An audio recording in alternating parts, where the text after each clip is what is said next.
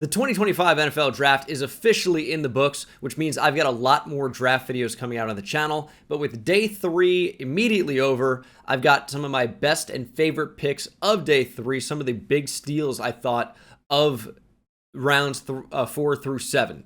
So as we've talked about really a lot of this process, a lot of this cycle, that this draft was really made more of starters, not stars. And in terms of just prospect status, I mean, we're going to find some really great players down the board, but in terms of prospect status, there were really very few blue chip, true round one talent type of players, but there was some really good depth in this class. And I think that's highlighted by a guy like CJ West being available at pick number 113.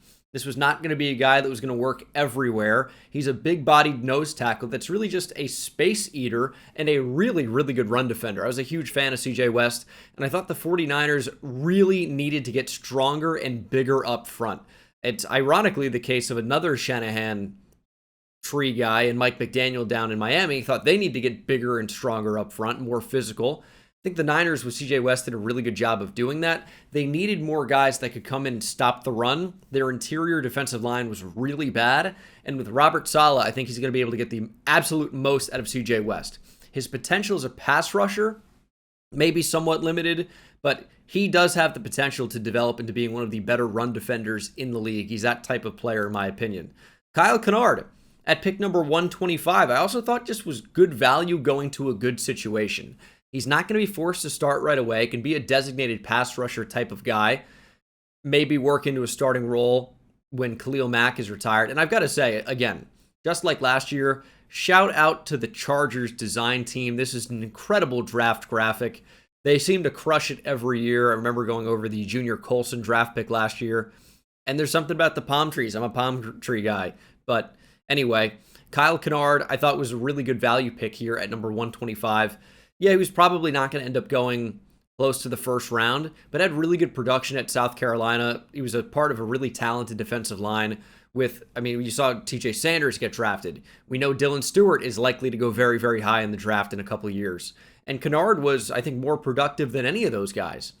Georgia Tech transfer, a little bit of an older player, maybe not the most athletic, maybe not the biggest, strongest, maybe not the longest arms in the world. I mean, there are a number of things you can point to about why a guy like this is available, but I think he's just a pretty good player.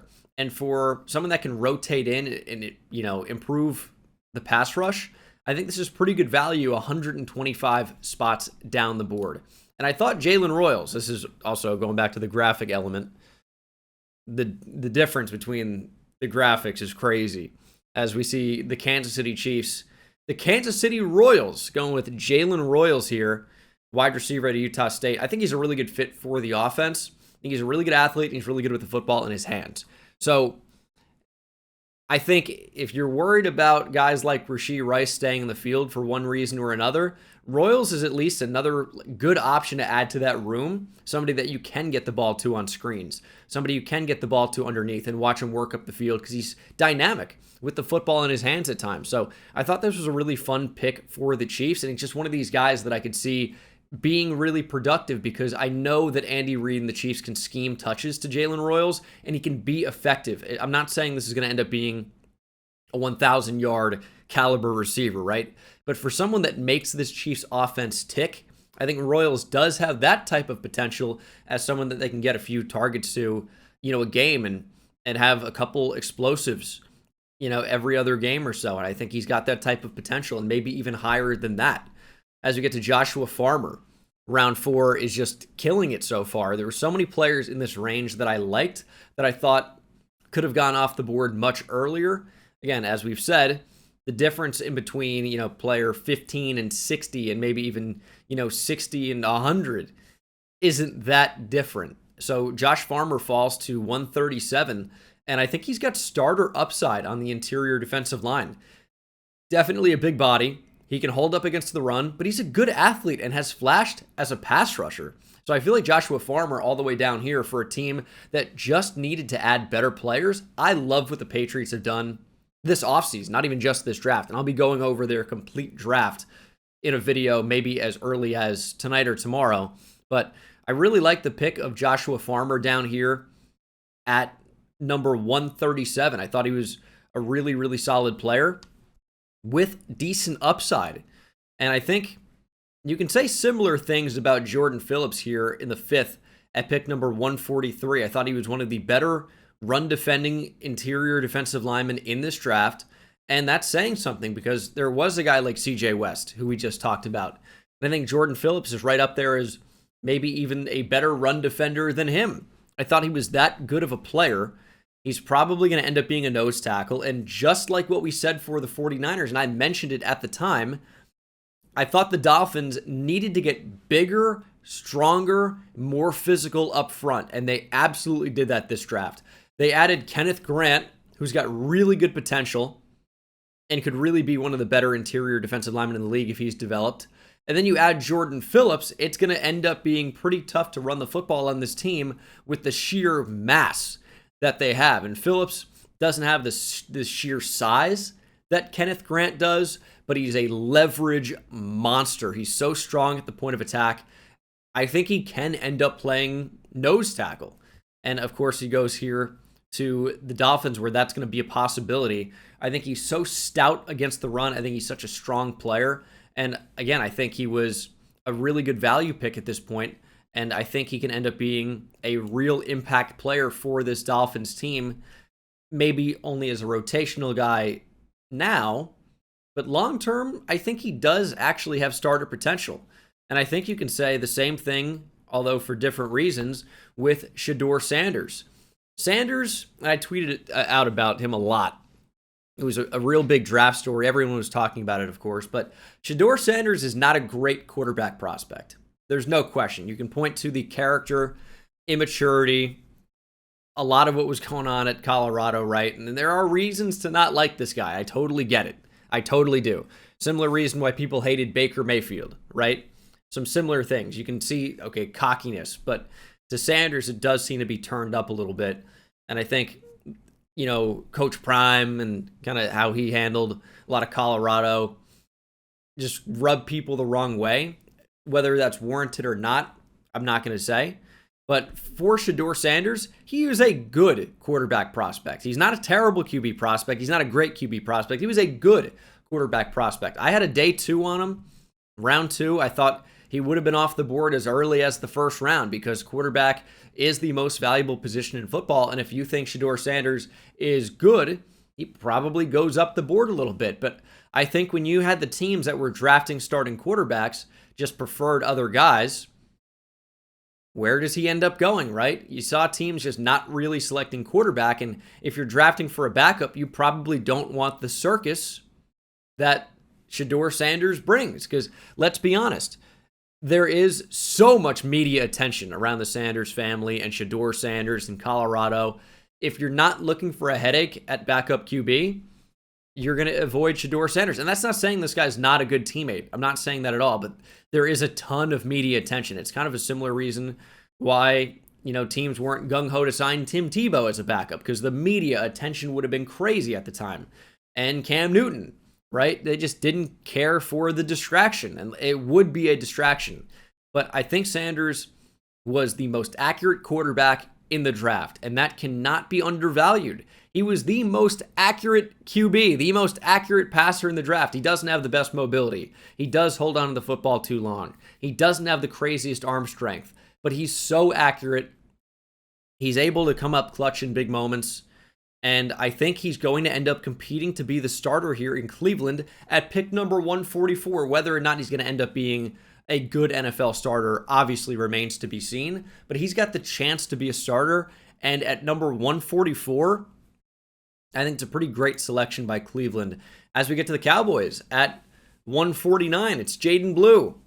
Got to have a Longhorn in here, hook 'em horns. Love Jaden Blue. Hate that he's going to the Dallas Cowboys, but he's a really good player. You can point to some fumbling problems. I think those can kind of be blown out of proportion because small sample, sometimes fumbles happen, right?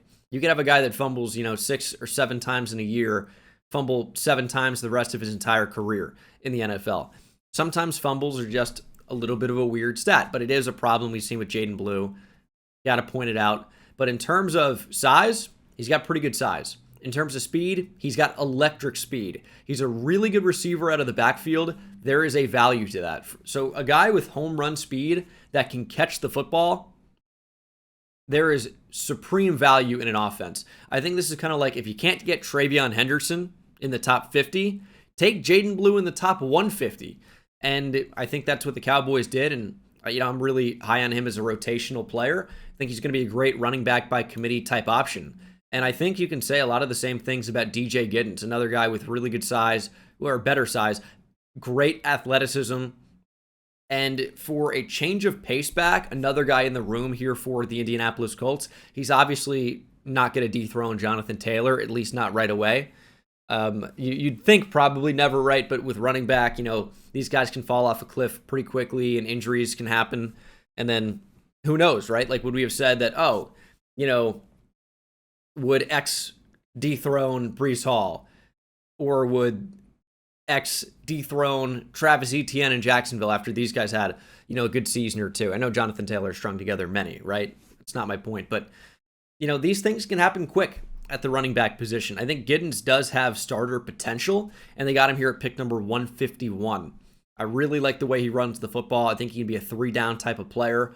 And for a running back by committee type situation, then Giddens would be an awesome option. But, of course, you got Jonathan Taylor. He's really just going to be more of a change of pace guy. But I think he's a really good change of pace option for the Indianapolis Colts, as the Giants had maybe my favorite pick of the day, and that's not Giants bias. I thought Marcus Bowe could have been a second-round pick very, very easily. And for the Giants that really needed to upgrade the offensive line, I love the addition of Marcus Bowe. He's played right tackle at Purdue. I don't think he's going to be an NFL tackle. He's got really short arms, but he's got really good movement ability. He's not maybe the strongest guy of all time, but really good movement skills, really great footwork, and I think will step in and compete to start immediately at guard for the Giants. Marcus Bowe is a really, really good player that drops in the draft due to some injury concerns, but at number 154, the value is just absolutely immense. I kind of think back to when Trey Smith fell in the draft with the Chiefs. He had some crazy health concerns with, I think, blood clots in his legs. Really, really scary stuff, and he ended up staying healthy, has been one of the best offensive linemen in the league over his career so far, or best young offensive lineman at least. And then I think you look at Zach Tom from a couple of years ago. How did this guy possibly end up drifting and lasting until the 4th round? I think Marcus Bowe we could be talking about similarly. And I'd be saying this if he went to the Eagles or the Cowboys or whoever. This is not Giants bias. I just think that highly of him as a player. I really, really liked him. And you've seen, if you've watched some of my mock drafts, I think in my 2nd round mock draft, I had this guy as a top 40 or 50 selection. The Giants get him at 154. I really, really like the addition of Marcus Bowe. And I also like Taj Brooks to the Bengals. Round 6, pick 193. Taj Brooks he's short, but he's got really good size overall, really good weight.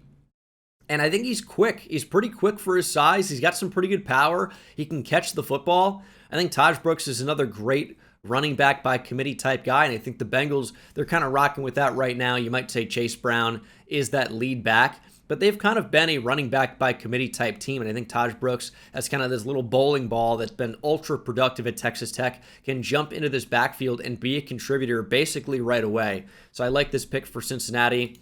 And of course, gotta show love to another Longhorn, although I hate that he's going to the Philadelphia Eagles. It's Cameron Williams, Big Cam, pick number 207. Listen, Cameron Williams, in terms of NFL size, is prototype tackle. I mean, it's absolutely perfect. He's a huge human with really good movement skills for his size. He's so raw as a prospect.